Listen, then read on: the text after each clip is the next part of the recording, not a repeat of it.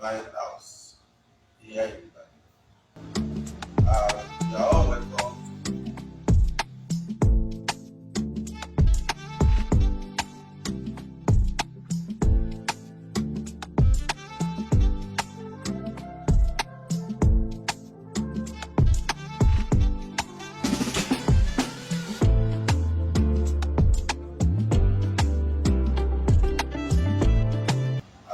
You are all welcome to the maiden edition of Family and Commercial Forum.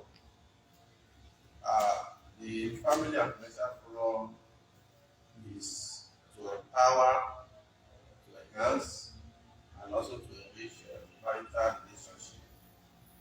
It is designed to include the couples and also the singles concerning the art and the arts of preparing happy, harmonious, and fruitful marital relationship, just as intended by God, who established marital relationship. I just want to invite us that you should kindly join us and should also invite others to hook up to this channel as we bring it to you from time to time, especially on weekly basis. We honestly look forward for our feedback and at the same time for your support to sustain this program. Once again, you are happily welcome. In the next few weeks, by the grace of God, we shall be discussing the operational meanings of Christian marriage. The operational meaning of Christian marriage. No doubt, you must have been hearing, reading some definitions of marriage. From Genesis chapter 2, verse 18 to 24, the Bible says it's not good for that the man should be alone. I will make him an helpmeet fit for him. I want us to take note of that. And if you look at verse 20, the Bible says the man gave names to all livestock and to the birds of the heavens and every beast of the field. But for Adam, there was no found a helper fit for him. And so by the time we now get to verse 23, when God now presented Eve with to Adam, look at what Adam said. He said, "This at last is bone of my bones and flesh of my flesh. She shall be called woman, because she was taken out of man." And so in verse 24 and 25, which we will make reference to from time to time, then the man said, "No, therefore the man shall leave his father and his mother and cleave his wife, and they shall become one. And the man and his wife were both naked and were not ashamed." See, in whatsoever you do in life, knowledge is very, very important.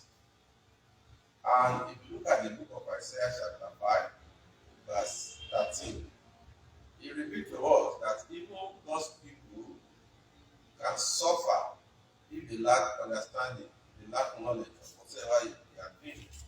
And that's why he said, "Therefore my people are going into captivity because they have no knowledge." He even said, "Their honorable men are famished, and their mouths dry up with thirst." I look at one translation and say, "Therefore my people go into exile for lack of knowledge." He said, "They are honored men, men that are supposed to be honored." He said, "They go hungry, and their multitude is parched with thirst." Now, I want to let us understand, because we are discussing the meaning of Christian marriage. I want us to know that understanding brings outstanding performance. So if you want to be outstanding in marital relationship, the first thing we need to know is to have a very good understanding of what a Christian marriage is. And from our research, experience, if there's any area where human beings display high depth of ignorance, is this issue of marriage. We do not know the operator. The animal as operator, we do not know the meaning. We do not have enough knowledge of what is marriage. And the consequence of this has always been devastating. For example, because of this lack of knowledge, number one, we have many people today, multitude by our experience in counseling, they are having enduring marriage. Now, number two, many people are having what we call separation. And then finally, because of the lack of knowledge, we have high rate of divorce. And as we discuss this issue of what is marriage, operational meaning of marriage, we are trusting God that the suffering from these three tragedies will be solved. So, the operational meaning of knowledge. Number one, I'm going to give us a concise operational definition. That is a concise one. And I really want us to take note of this. One, that marriage is the union of two imperfect opposite sex. Two imperfect opposite sex living together in an imperfect way and with imperfect principle, but extending the grace of forgiveness, tolerance, and forbearance to themselves. Please, I want us to take note of that. Why are we having issues today? Because we do not understand this concept of marriage as I've just defined it. And for the sake of emphasis, it is good for me to repeat this definition again. A concise definition of the concept of marriage. Thank God that we have been here now for 39 years. And what I'm saying is a product of that experience and the experience we have in the assignments of counseling. So I repeat, when we talk of marriage, or we even talk about successful marriage, Christian marriage, it is a union of two imperfect opposite sex. I want us to underline two words there.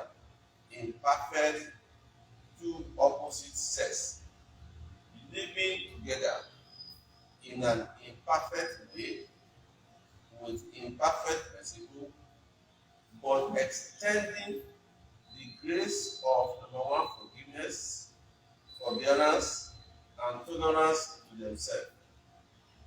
By the time we go on this subject matter, we'll be able to explain better for us. But let us just know, just as a little knowledge of this definition, that I've talked about imperfect opposite sex. And that is the reason why there's a lot of principles I'm going to say that we need to understand. If you do not understand some of these principles, then it is not possible to have a successful marriage. So let us take it as number one, a very concise meaning of what we call marriage. Now, but the one that I will begin to dwell with is the second operational meaning, the more practical meaning of what marriage entails.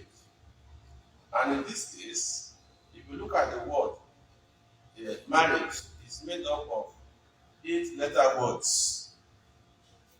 And I want to let us know that each of these letters carry one action or the other if you want to understand marriage. So it is the combination of these 8 letter words that reveal to us what marriage entails. And in the next few weeks or edition, I'm going to work on these 8 letters to let us know what Christian marriage entails. What Christian marriage entails. Number one, the first letter in marriage is letter M. So what does that mean? It means maintaining and keeping marriage covenants. We don't have marriage without all of us making covenants with ourselves. So what they are trying to say is that husband and wife, they became one and companion through covenants. There are major two covenants that I want to call our attention to. This is a little bit digression, but we need to acknowledge. That's what is called suzerain covenants. That is a covenant between the superior and the junior one, like the king and the subjects, God and man. But the covenant we are talking about now in marital relationship is called parity covenants. Parity covenant is a covenant between two equals. So husband and wife, they are two equals. They are human beings, not with animals. That's why I call it parity covenants. So it is this covenant that brought us or that make us to become one and that make us to become companion. And if you look at it very well, this covenant is either made in accordance to the law of the society, we go to the registry to make it, and then or in the church of God, for example, because we are talking of a Christian marriage. So when you go to registry or in the church, you make this parity covenants of marital relationship. And as a result of that, then you become husband and wife. Please let me say this, because these are issues that many of us will ask in the counseling section. Eloping is not allowed in the Christendom. You don't elope. Just how some people they say, well, I just carry my goods and go and live with a man. That is not marriage. In fact, if you go into law, if you do that, you are not entitled to anything. We are talking of Christian marriage. So please, let's take note of that. So Christian marriage is a marital relationship that is made by covenants. And let us know that a covenant is an abiding force, and it has a grave consequences if it is broken. How do we get that? You are all welcome.